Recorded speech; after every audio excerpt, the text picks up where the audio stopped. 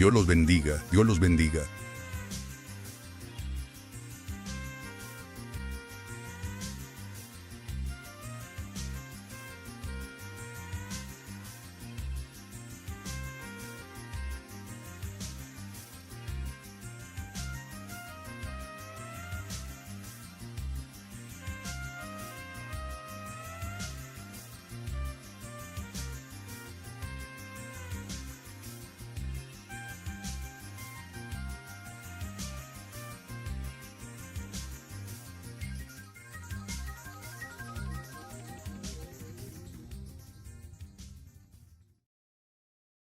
Hola, hoy es 7 de julio de 2026. Creo que es martes. Y ustedes vieron por sí mismos lo que está pasando en toda Ucrania. Y esto ya es prácticamente la rutina habitual para mostrarles cuán eficaz, si quieren, es la defensa aérea de Ucrania, especialmente la capital Kiev, que es decir, no es eficaz en absoluto, pero era de esperar. Hablaremos de esto en breve, pero empecemos con el inicio de la cumbre de la Organización del Tratado del Atlántico Norte, en Estambul, y todo tipo de, ya saben, escándalos, cosas que empiezan a volar por todas partes, sobre todo cuando el señor Trump llegó. Y ahora sabemos que quiere volver a centrar su atención en Groenlandia, así que la gente danesa debería estar muy contenta por tener esta, ya saben, expresión del gran jefe. Pero eso no es lo más importante. Lo más importante de esta cumbre de la Organización del Tratado del Atlántico Norte, aparte de este país adicto a la cocaína y de nuestros criminales Zelensky, que por supuesto intentan apoyar con todo lo que puedan dar a la Organización del Tratado del Atlántico Norte, por ejemplo, y la Organización del Tratado del Atlántico Norte no puede dar mucho, de verdad, porque ese fue uno de los objetivos principales de Rusia, desmilitarizar a la Organización del Tratado del Atlántico Norte. Así que ya empezamos a obtener algunos datos interesantes desde allí.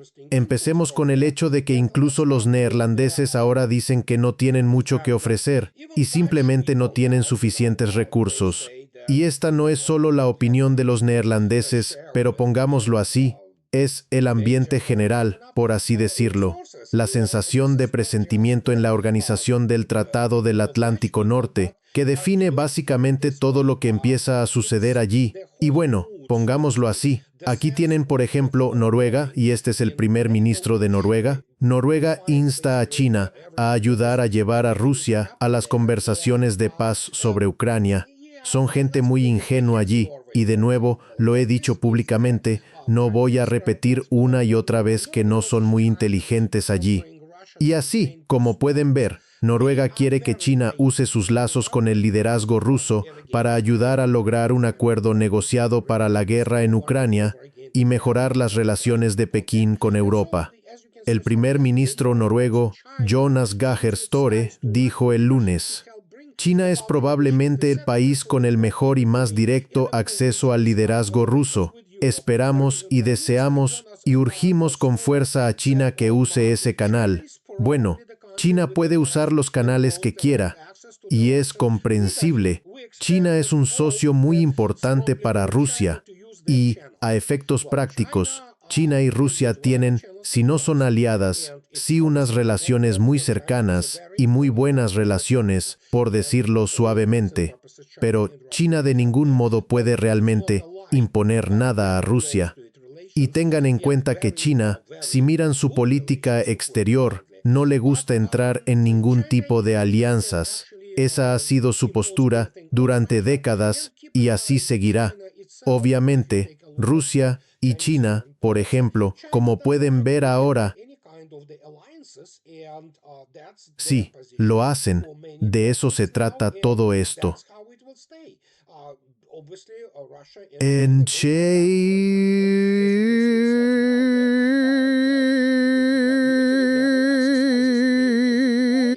Taiwan newspapers are going bananas immediately saying that Taiwan says China, Russia drills aim to counter U.S. allies in first island chain. NSB chief says 4 PLA naval formations operating in Western Pacific. Yes, they are. This is what is this all about. And China China, has como given us, cualquier otro, yes, tomará todas las medidas necesarias para garantizar su soberanía sobre las aguas que considere suyas. Y Rusia los está ayudando, absolutamente. Y si observan con atención toda la dinámica, por así decirlo, sí, tenemos al mundo separándose en todo tipo de bloques, y ese proceso no puede detenerse. Pero los europeos, ya saben, y especialmente impulsados por personas de lugares como Londres y Berlín, ni siquiera entienden con qué están tratando. O quizás sí, y pueden ir a mi blog, donde básicamente doy la traducción de la declaración del Servicio de Inteligencia Exterior de Rusia sobre cómo los británicos atacaron deliberadamente, por ejemplo, la obra maestra sobre la defensa de Sebastopol en 1854-1855 durante la Guerra de Crimea. Esos son sus traumas. No pueden. Son personas con un enorme complejo de inferioridad y cuando observas detenidamente sus capacidades económicas y militares, son patéticas. De verdad. Y eso nos lleva, por así decirlo, al núcleo de la cumbre. Al núcleo de la cumbre en Estambul. Y aquí está. Esto es muy importante. Si miran, es uno de esos centros de estudio, el Instituto de Estudios Estratégicos Internacionales. Y como pueden ver, fue escrito y publicado el 15 de junio de 2026. Y tenía todas las señas, por así decirlo, del pánico en Europa. Lo escribió no sé quién, el investigador principal en guerra terrestre. No sé, no creo que en la organización del Tratado del Atlántico Norte haya verdaderos especialistas serios en guerra terrestre, pero al menos por lo que escriben, hablan de una manera europea de hacer la guerra sin los Estados Unidos. Así que, de algún modo, se están preparando para esa, posibilidad al menos. No digo que vaya a pasar, que Europa vaya a quedarse sola frente a esas horribles hordas asiáticas de rusos. Pero aquí está este tipo que, básicamente, sostiene que lo que desaparecería más críticamente si los Estados Unidos se retiran o no participan en la organización del Tratado del Atlántico Norte no es la masa, sino la integración. Vale, en parte tiene razón, y diría que ese titular llega al fondo del asunto hasta cierto punto, pero el punto es que también importa la masa, y ese es el problema, y ahí es donde vuelve a empezar esta ilusión, y él continúa, por ejemplo, cuando habla de Europa sin el integrador. Y diré de entrada que cuando la gente se apoya en el informe Military Balance, todas esas publicaciones no son serias. Se pueden usar a veces como demostración, pero no sirven realmente como puntos de referencia. Por ejemplo, pueden indicar que el número de carros Leclerc en el ejército francés es 272 o algo así, mientras que la mitad de ellos no están operativos y se usan, ya sabes, como donantes de piezas de repuesto. Y entonces él habla de esa Europa sin un integrador. Pues tengo noticias para él. Los rusos no creen que los Estados Unidos sean un gran integrador desde el principio, porque la interconexión e interacción entre los distintos tipos de fuerzas es algo extremadamente complejo. Es algo en complete y fury por la interconexión e interacción entre los distintos tipos de fuerzas es algo extremadamente complejo. ¿Qué es tient? Sin embargo, él escribe que la organización del Tratado del Atlántico Norte Europea dispone de un poder de combate sustancial. Bueno, es un poder de combate considerable, sin duda, pero el Military Balance 2026 muestra una cantidad significativa y notoria de brigadas mecanizadas, tanques principales de batalla, sistemas de artillería, unidades navales de alta capacidad y aeronaves de combate en todo el continente. En términos agregados, Europa no está vacía en varias categorías. Y aquí es donde nos topamos inmediatamente con este problema. Primero, en términos de fuerzas terrestres, incluso la organización del Tratado del Atlántico Norte combinada con los Estados Unidos está lejos de contar con brigadas mecanizadas realmente capaces de combate y con suficientes tanques principales de batalla y cosas por el estilo. Y lo segundo, que repito constantemente hasta la saciedad, es la correlación de fuerzas. Y eso es lo que se proyecta a través de la correlación de fuerzas. bajo los niveles doctrinal, estratégico y operativo del combate. Y aquí lo digo, sin ambajes, puedes citarme. Las Fuerzas Armadas de los Estados Unidos ni siquiera están en la misma liga. Así de sencillo. Los Estados Unidos nunca fueron una gran potencia terrestre y como resultado, eso es lo que tenemos. Pero obviamente siguen dándole vueltas a qué va a pasar. Y de lo que él habla es de esto. Y aquí tenemos que ser muy claros. Y yo, como ya dije, quiero evitar cualquier tipo de respuesta airada. Me expuse públicamente, por así decirlo, respecto a la política institucional. Solidaridad con el ejército de los Estados Unidos hace casi un año. Bueno, quizá faltaron unos meses, pero hace unos meses. Y digo ahora que por lo que sé de gente que ocupa puestos operativos de alto nivel, oficiales al mando, y este es mi círculo social, no están impresionados, por decirlo suavemente. Y esto es lo que tenemos. Lo que más desaparecería con la retirada de los Estados Unidos no es la masa, sino la integración. La participación de los Estados Unidos actúa efectivamente como el sistema operativo de la alianza. Es decir, enlazar sensores con plataformas de fuego, sincronizar efectos entre dominios y proveer la arquitectura de datos, comunicaciones y planificación que permite que fuerzas multinacionales luchen como un todo coherente.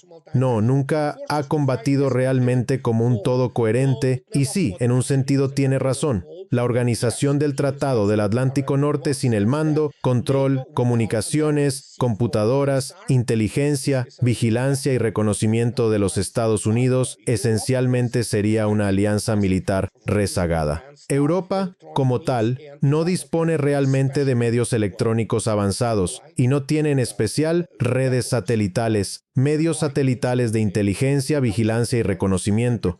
Me refiero a esos 3 satélites de alerta temprana que lanza Ariane, los franceses, en algún momento cuando los lanzan. Y no estoy seguro de que los 3 estén activos, o los 2 o 3 satélites sueltos que tengan por aquí y por allá. No es nada. Si miras las constelaciones satelitales de los Estados Unidos o incluso de Rusia y China, son masivas. Esas proporcionan cobertura de muchas cosas. De nuevo, inteligencia, vigilancia y reconocimiento, lo que por supuesto nos lleva al tema de la designación de objetivos. Y entonces hablan de ciertos estándares de la Organización del Tratado del Atlántico Norte. Lo has oído, prácticamente palabra por palabra de oficiales ucranianos, que los estándares de la Organización del Tratado del Atlántico Norte no son suficientes para combatir en una guerra moderna. Y entonces, pero después viene esta especie de declaración grandilocuente. La función integradora es tanto cognitiva como técnica.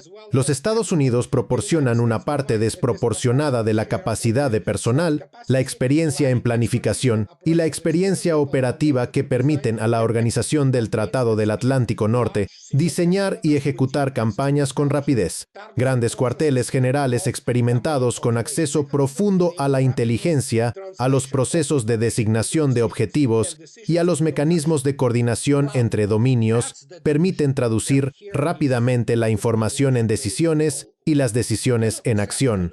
Bueno, eso es una ilusión, y aquí hay algo que mucha gente no puede aceptar. Sé, como ya dije, que puedo entender totalmente el dolor insoportable de muchos oficiales estadounidenses, algunos de los cuales no son necesariamente malos profesionales, al enfrentarse a la situación de que, primero, Estados Unidos no tiene un Estado mayor, y esto lo implica tanto que no puedo ni describirlo aquí. Eso no bastaría ni un par de horas para explicar las razones de esta situación catastrófica, pero es el cuerpo de oficiales. Si miras lo que el ejército estadounidense escribe sobre sí mismo, el cuerpo de oficiales, primero, ¿de qué campañas hablan? La última vez que miré, Estados Unidos no tiene tantas campañas ganadoras.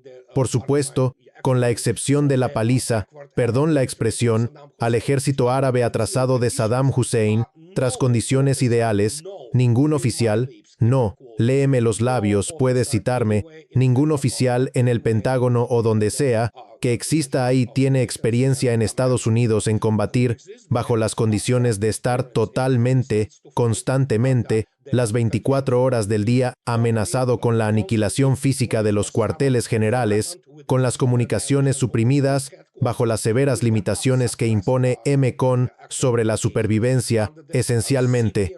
y ni siquiera eso está garantizado, y como ya he dicho muchas veces, no hay ni un solo sistema de armas que Estados Unidos tenga que siquiera pueda igualar en cuanto al peso de las salvas, precisión, alcance y velocidad de lo que despliega Rusia. Así que si los europeos ni siquiera lo registran, pero sí tienen motivos para preocuparse si deciden, de algún modo, salir y atacar a Rusia, dejarán de existir. Los rusos no van a negociar con ellos necesariamente en forma puramente convencional, pero al menos se hacen esas preguntas. Si miras lo que está pasando ahora, por eso las narrativas son muy poderosas. Hay una narrativa fuerte de que los rusos están perdiendo la guerra y de que Ucrania, de algún modo, recupera territorios y que la acción va en dirección contraria. Este es el nuevo mundo en la ciencia militar. Y obviamente, mientras tanto, son los perdedores amargados los que comentan por todas partes en los medios estadounidenses y europeos todo tipo de cosas.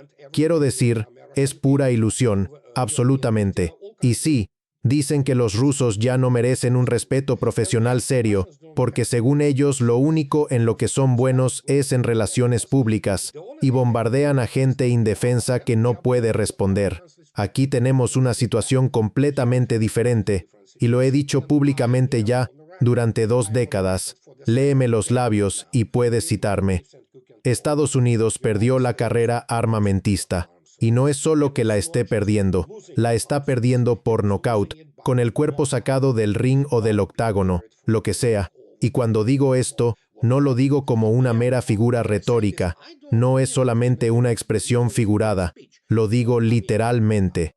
Pero Pintais llamó. Y esto es lo que quiero presentarles hoy para que entiendan por qué es tan importante. Esto es el Informe de la Oficina de Responsabilidad Gubernamental, 2 de julio de 2026. Esto es fresco, literalmente recién salido del horno. Y se titula Informe a los comités del Congreso, Evaluación anual de sistemas de armas. Lo hacen prácticamente cada año, así que no es nada especial.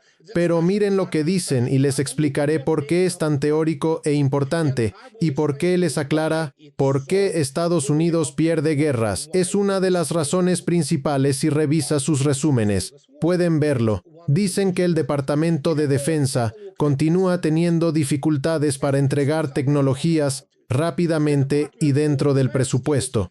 Lo sabíamos.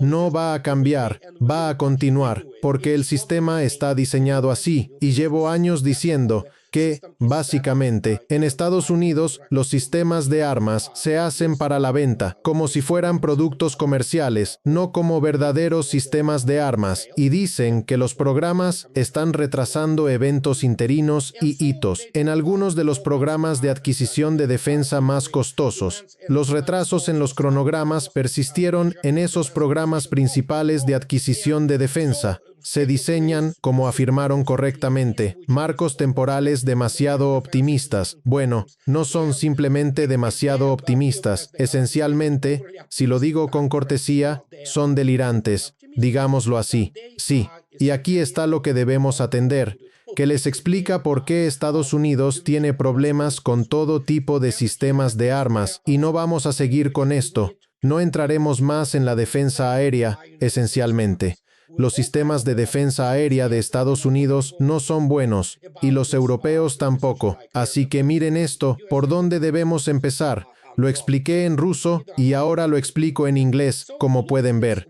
¿Qué es el nivel medio de adquisición? Es un término muy interesante. Como pueden ver, es la Universidad de Adquisiciones de Combate. Esencialmente es la escuela que enseña a quienes trabajan en adquisiciones en el Pentágono cómo manejar las cosas, y como todo sistema de adquisiciones requiere definiciones muy claras. Aquí está una de esas definiciones. Se llama nivel medio de adquisición. La vía de adquisición de nivel medio se usa para desarrollar rápidamente prototipos operativos dentro del programa de adquisiciones, para demostrar nuevas capacidades o para desplegar rápidamente cantidades de producción de sistemas con tecnologías probadas. Como ves, esto está resaltado en amarillo. Tecnologías probadas que requieren un desarrollo mínimo. Dirás, bien, ¿cómo se relaciona esto con todo lo demás? Pues es una de las principales, por así decirlo, columnas de la corrupción y esencialmente se vuelve casi una operación tipo burbuja.com dentro del complejo militar industrial de Estados Unidos. ¿Por qué importa? Vamos a ver la misma declaración de la Oficina de Responsabilidad Gubernamental. Mira esto. Y ya viste qué es la vía de adquisición de nivel medio. Y aquí está su hallazgo, que es realmente desastroso para el propio ejército estadounidense. Algunos programas empezaron en la vía de adquisición de nivel medio, con tecnologías que requieren más tiempo de desarrollo. Muna sempienospia decisión de situris, los programas en Pentara, y si hay naskenese, dáralos y. Bo, calcite, que es la. Lo que básicamente entorpece la entrega oportuna de capacidades esenciales. ¿Y eso qué significa? Te puedo decir lo que no significa. En 2019, el señor Trump, en su primera campaña, hablaba de eso es lo que hace. Normalmente de misiles superpoderosos, Mach 20, lo que sea, hipersónicos, cosas impresionantes. Voy a ponerlo así.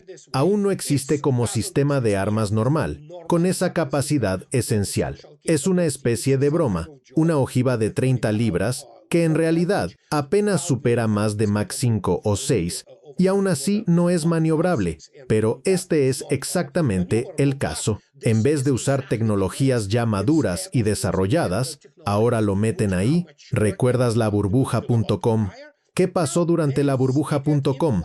Creas una página web y la página vende lo que sea, bombas de aire usadas, no sé, algo así, y luego haces la oferta pública inicial, porque hubo una carrera y histeria en el mercado, y vas a la oferta pública inicial para sacar dinero, engañar a los imbéciles que creen en eso, y ¿sabes qué pasa después? Tu empresa quiebra, y es prácticamente el mismo modus operandi. Mira lo que tenemos aquí. Y el tamaño de la cartera de la vía de adquisición de nivel medio aumentó. No, de hecho no disminuyó. Así que la idea es meterte en la vía de adquisición de nivel medio con cualquier arma. Energía de punto cero que funcione con estiércol bovino, vacío líquido, motores de curvatura, cosas de ese tipo, mientras entres en la vía. Lo que te consigue dinero. Mira esto, el tamaño de la cartera de la vía de adquisición de nivel medio aumentó. El Departamento de Defensa planea invertir al menos 49,000 millones de dólares en 20 de sus programas más caros de la vía de adquisición de nivel medio. El costo de la cartera aumentó principalmente porque más de los programas más grandes y que consumen más tiempo usaron la vía este año, ¿ves?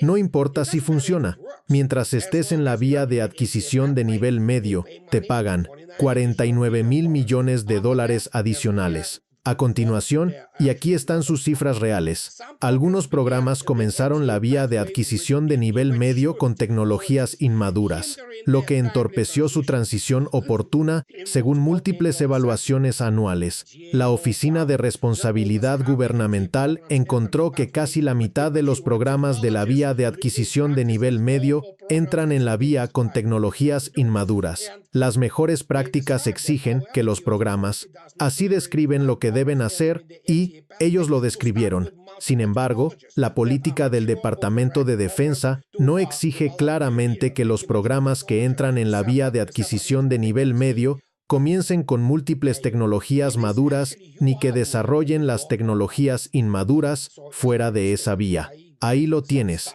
En realidad, estás viendo la burbuja.com. Entonces, como ya dije, monto algunas empresas incipientes, por ejemplo, no digo que sea exactamente así, pero monto una startup, contrato ingenieros, finjo hacer investigación y desarrollo y digo, aquí está mi energía de punto cero que funciona con estiércol bovino y aumentará el valor de combate de las Fuerzas Armadas de Estados Unidos, no sé, un 20% o mejor, 250% y listo. Hay algún prototipo que no funciona como el Dark Eagle o lo que sea, pero no importa. Sí. Metámonos en la vía de adquisición de nivel medio y entonces básicamente empieza el dinero, arranca la máquina. Y, solo para mostrarte que es Aquí tienes uno de esos ejemplos. Estados Unidos está muy lejos, en términos de armas hipersónicas reales, ni cerca. Y entonces, mira esto. Aquí está el ejemplo. Como puedes ver, es una de esas cosas, un misil de crucero hipersónico. Este es esencialmente su misil, que quieren que sea algo así como el equivalente del ruso Kinzhal, pero sí, ellos puede ser portado por el caza F-18, el avión táctico F-18. El misil consta de 2 etapas, un cohete impulsor y un crucero con scramjet, que se separa del impulsor y finalmente se lanza en picada hacia el objetivo. Bueno, sí,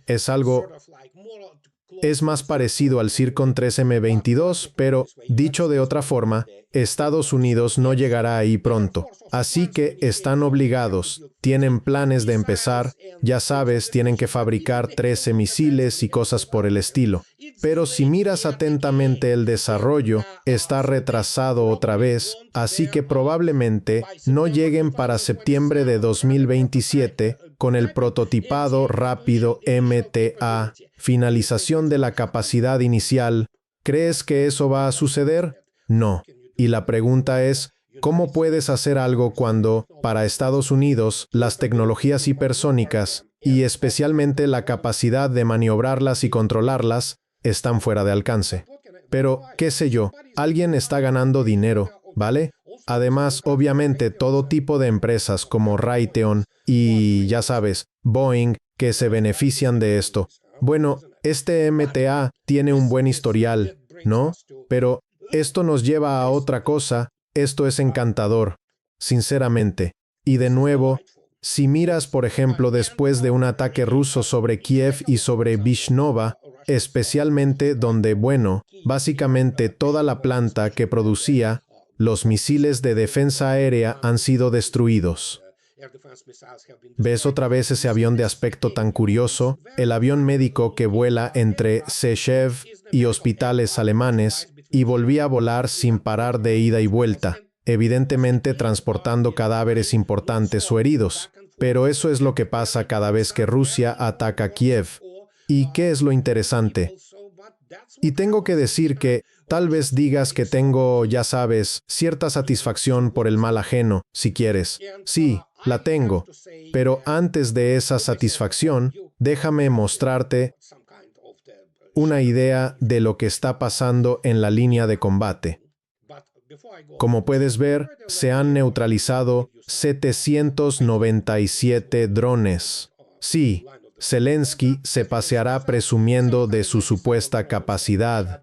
Estará suplicando, obviamente, por misiles de defensa aérea, aunque no le servirán de mucho. Ya viste al principio que son muy buenos alcanzando objetivos propios sin derribar nada de valor. Pero hay algo que hay que entender. Mira esto. El señor Budanov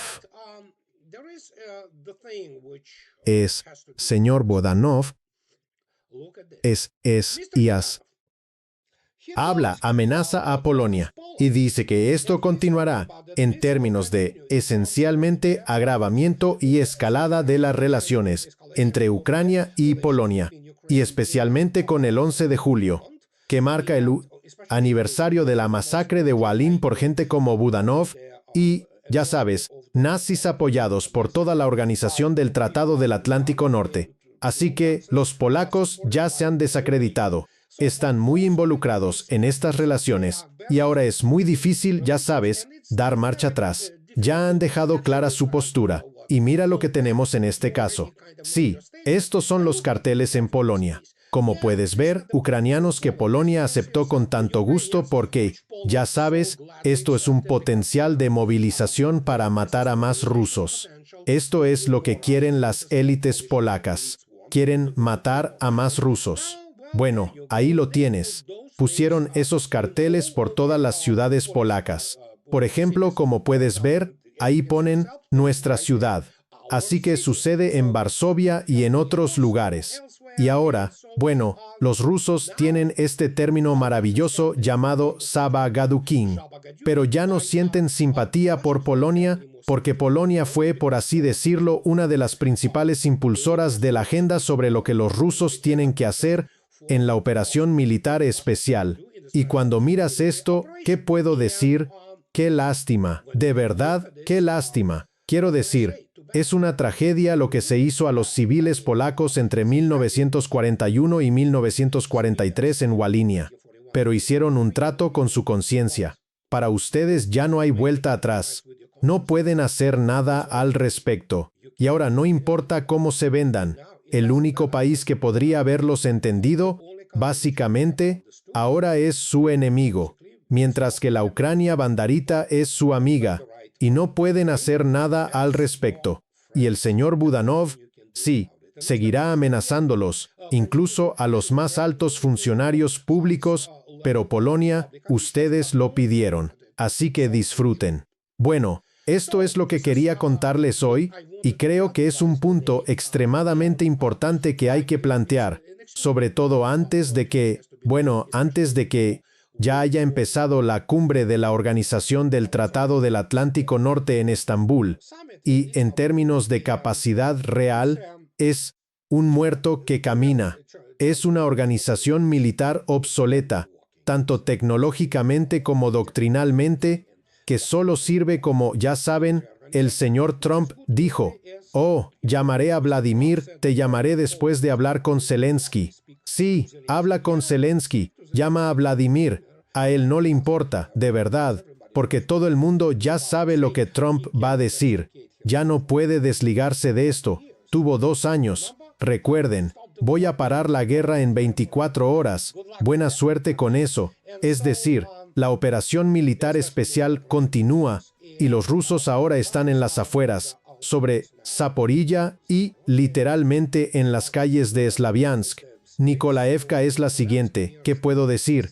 Las cosas siguen desarrollándose de tal modo que la Organización del Tratado del Atlántico Norte ha sido derrotada. Y esto es lo que quería decirles hoy. Y como siempre, los que disfrutan lo que hago, por favor suscríbanse a mi canal, y los que puedan, apóyenme en Patreon, envíenme un café o 2, o respáldenme en Substack. Eso es todo por hoy, amigos. Que tengan una buena semana y hablamos más tarde. Adiós. Bill.